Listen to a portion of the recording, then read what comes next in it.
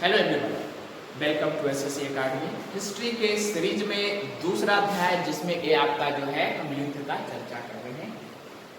तो हम लोग पिछले क्लास में चर्चा किए थे 1215 से 16 ईस्वी तक, जिसमें हम बताया आपको कि इसमें क्या हुआ दोस्तों, कि इसमें कुछ इस प्रकार से हुआ कि आपका जो है एक तरफ से इल्तुतमिश लड़ता है और दूसरे तरफ से यल्दौज लड़ता है। इसे तराइन का तृतीय युद्ध कहते हैं। तराइन का तीसरा युद्ध यल्दौज और इल्तुतमिश के बीच में, यल्दौज इसमें पराजित होता है। तो तराइन का तीसरा युद्ध कब से कब, 1215 से 1216 ईस्वी के बीच में होता है। थोड़ा वापस से रिकैप करिए। दिल्ली सल्तनत में 5 वंश, गुलाम वंश, खिलजी वंश, तुगलक वंश, सैयद वंश, लोदी वंश। कार्यकाल 1206 से 1290, 1290 से 1320, 1320 से 1414, 1414 से 1451, 1451 से 1526। क्योंकि 1526 में होता है पानीपत का युद्ध, जिसमें बाबर हरा देता है इब्राहिम लोदी को और नए वंश का स्थापना करता है मुगल वंश का। तो दिल्ली सल्तनत में 5 वंश, गुलाम वंश, खिलजी वंश, तुगलक वंश, सैयद वंश, लोदी वंश। कार्यकाल 1206 से 1290, 1290 से 1320, 1320 से 1414, 1414 से 1451, 1451 से 1526। 1526 में पानीपत का प्रथम युद्ध, जिसमें बाबर इब्राहिम लोदी को हराता है और मुगल वंश का स्थापना करके जाता है। ठीक है, तो ये बातें चर्चा करेंगे। तो देखिए, गुलाम वंश का स्थापना जो है कुतुबुद्दीन ऐबक करता है। कुतुबुद्दीन ऐबक 1206 से 1210 ईस्वी तक सत्ता चलाता है। ब्रीफ में समझिए। 1210 ईस्वी में कहा जाता है कि कुतुबुद्दीन ऐबक जो है चौगान खेलते समय पोलो के मैदान में गिर जाता है घोड़े से, और घोड़े से गिरने से इसका मृत्यु हो जाता है। इसके मृत्यु के बाद अगला उत्तराधिकार जो है दोस्तों, इसका बेटा बनता है आराम शाह। ठीक है, तो आराम से भाई गद्दी पे बैठ गया इसका बेटा आराम शाह। ये योग्य नहीं था, ये अयोग्य शासक था। इसके वजह से इसके खुद के आमिर इससे नाराज हो जाते हैं, और इसी के वजह से कुछ आमिर लोग जो है एक नए सुरदार को निमंत्रण देते हैं कि आप दिल्ली के सल्तनत के तख्त को बदल दीजिए। और वो कौन? कुतुबुद्दीन ऐबक का दामाद, जिसका नाम है इल्तुतमिश। बिल्कुल दोस्तों, गुलाम और दामाद दोनों था इल्तुतमिश कुतुबुद्दीन ऐबक का। बताए थे पिछले कहानी में कि 1205 ईस्वी में इल्तुतमिश ने लड़ा था खोखर जनजाति से युद्ध, और उस युद्ध में खोखर जनजाति को पराजित किया गया था, जिससे मोहम्मद गौरी इतना इंप्रेस हुआ था कि क्या कहा था कि इसे दास्ता से मुक्ति कर दिया जाए। तो इसे दास्ता से मुक्ति किया गया था, और इसके अलावा अपनी बेटी से विवाह भी कर दिया था कुतुबुद्दीन ऐबक ने। तो कुतुबुद्दीन ऐबक का दामाद भी था और क्या था, और गुलाम भी था। दामाद भी था, गुलाम भी था। तो यही दामाद जो है जब 1210 ईस्वी में आराम से गद्दी पर बैठता है, तो इसी को निमंत्रण भेजा जाता है कि आइए और भारत के दिल्ली सल्तनत के तख्त पर या गुलाम वंश के तख्त पर विराजिए। तो इसी के वजह से 1211 ईस्वी में इल्तुतमिश का आक्रमण होता है। 1211 ईस्वी में दिल्ली के तख्त पर या फिर आराम शाह के ऊपर आक्रमण होता है। युद्ध का युद्ध दोस्तों, युद्ध के युद्ध में पराजित होता है आराम शाह, और इसे पराजित करने के बाद 1211 ईस्वी में एक नया उत्तराधिकार बनता है, योग्य उत्तराधिकार बनता है इल्तुतमिश। 1211 ईस्वी से 1236 ईस्वी तक इसका सत्ता चलता है। 1236 ईस्वी इसके कार्यकाल में एक महत्वपूर्ण घटना, 1221 ईस्वी में चंगेज खान भारत की ओर आना प्रारंभ कर देता है। क्यों? मध्य एशियाई क्षेत्र में ख्वारिज्म के ऊपर आक्रमण हो जाता है चंगेज खान का। कब? 1221 ईस्वी में मध्य एशिया में ख्वारिज्म एक राज्य है। ख्वारिज्म एक राज्य है। ख्वारिज्म राज्य के ऊपर आक्रमण होता है चंगेज खान का, और ख्वारिज्म के राजा को मारने के बाद ख्वारिज्म के राजकुमार के पीछे पीछे दौड़ता हुआ इसके वंश को नष्ट करने के लिए भारत के दरवाजे तक दस्तक दे देता है। कौन? Genghis Khan. सवाल करता है, भारत में चंगेज खान कब आया था? 1221 ईस्वी में। कौन सा राजा था इस समय? कौन सुल्तान था? इल्तुतमिश।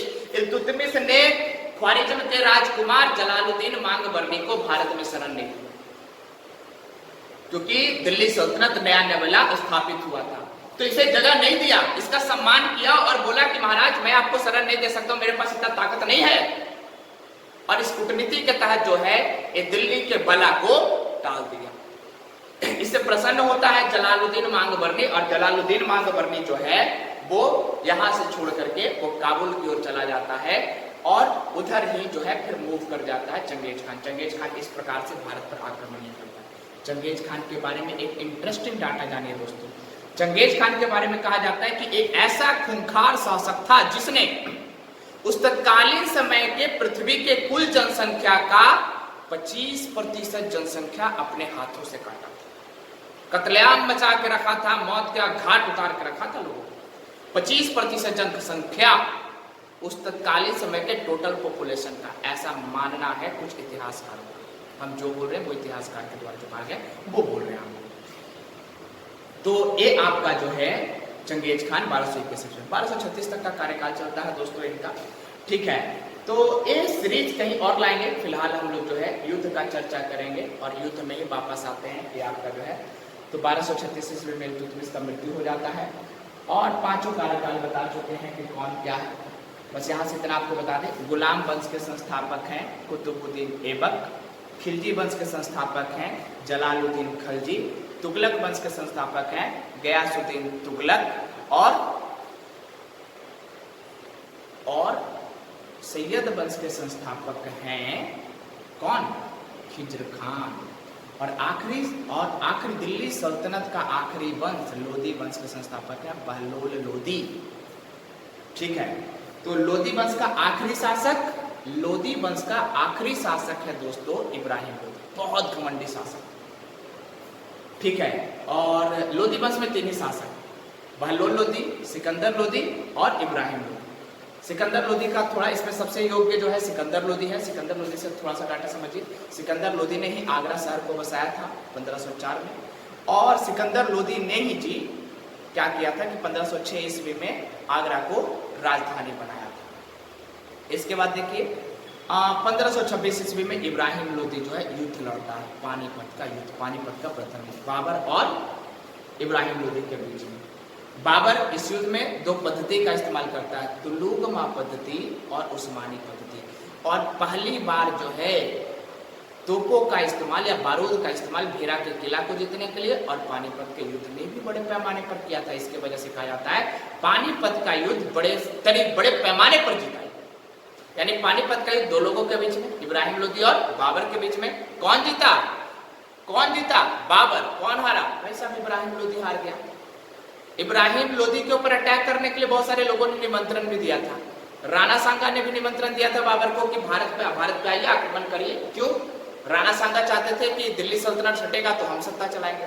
उसी प्रकार से इब्राहिम लोदी इतना ज्यादा जो है ना, इतना ज्यादा आपका जो है वो घमंडी टाइप का शासक हो चुका था कि वो अपने ही सामंतों का दमन कर रहा था। तो इसके ही कुछ सामंत लोगों ने निमंत्रण दिया बाबर को कि आइए और भारत पर अटैक करिए। वो कौन लोग निमंत्रण दिए? आलम खान लोदी, दौलत खान लोदी, दिलावर खान लोदी और एक और राणा सांगा ने निमंत्रण दिया बाबर को कि भारत पर आकर के अटैक करिए और भारत को जो है लूट करके चले गए, क्योंकि तैमूरी वंशज का था। तो तैमूर इसके पहले भी जो है आक्रमण किया था, जैसे 1398 ईस्वी में। 1398 ईस्वी में आखिरी जो आपका तुगलक वंश का शासक है उस समय अटैक किया था तैमूरलंग नसीरुद्दीन महमूद शाह के समय। तो वो आपको जो है तुगलक वंश को समाप्त कर दिया था लगभग। तो ऐसा ही सोचा गया था इन लोगों के द्वारा कि आपका जो है तैमूर वंश का है, ये आएगा, लूटपाट करेगा, राजा को मारेगा, फिर उसका हम लोग जो है अगला राज्य को कब्जा कर लेंगे और सत्ता को चलाएंगे। तो लेकिन ऐसा हुआ नहीं। यहाँ आने के बाद वो भारत में ही रहने का निश्चय कर लिया और इसके वजह से देखिए अब अफगानी लोग और राणा सांगा एक तरफ हो गए और बाबर एक तरफ हो गया, मुगलिया एक तरफ हो गया। अब इसी को लेकर के युद्ध होगा दोस्तों। तो देखिए बाबर एक तरफ, राणा सांगा और अफगानी एक तरफ। तो राणा सांगा भी लड़ता है युद्ध आपका 1527 ईस्वी में खानवा का युद्ध। 26 में पानीपत का युद्ध बाबर जीता। 27 में यानी 1527 ईस्वी में खानवा का युद्ध राणा सांगा से, और राणा सांगा की तरफ से लड़ने वाले मेदिनी राय और अफगानी और स्वयं राणा सांगा।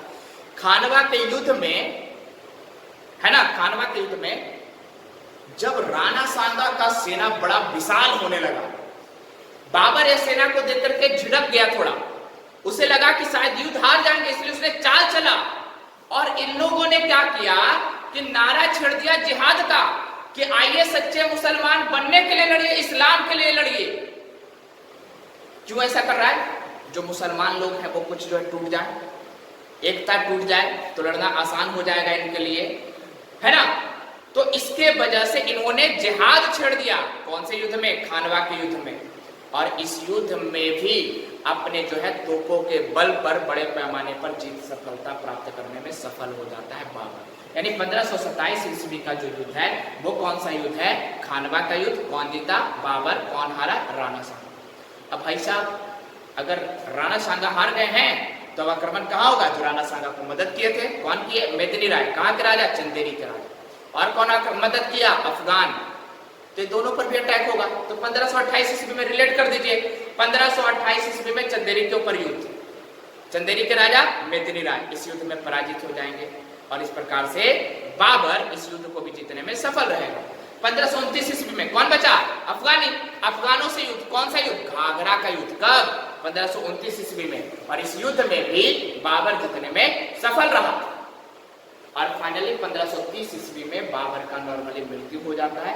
कुछ इतिहासकारों के द्वारा ऐसा कहा जाता है कि इब्राहिम लोदी की मां ने इसके खाने में जहर मिला दिया था और इसे मौत पे घाट डाला। कुछ इतिहासकारों के अनुसार इनका सामान्य मौत होता है। मौत होने के बाद इनको पहले आगरा के आराम बाग में दफना दिया जाता है, लेकिन बाबर का यह कहना था मरने से पहले कि हमें अगर दफनाना होगा तो काबुल में दफनाना, इसलिए आगरा से आराम बाग में जो दफनाया गया था फिर वहां से इसको निकाल लिया गया तोड़कर, और वहां से निकाल करके दोस्तों इसे फिर काबुल दफनाया गया। बाबर को काबुल में दफनाया गया दोबारा 1530 ईस्वी। इसके मरने के बाद अगला उत्तराधिकार हुमायूं बनता है।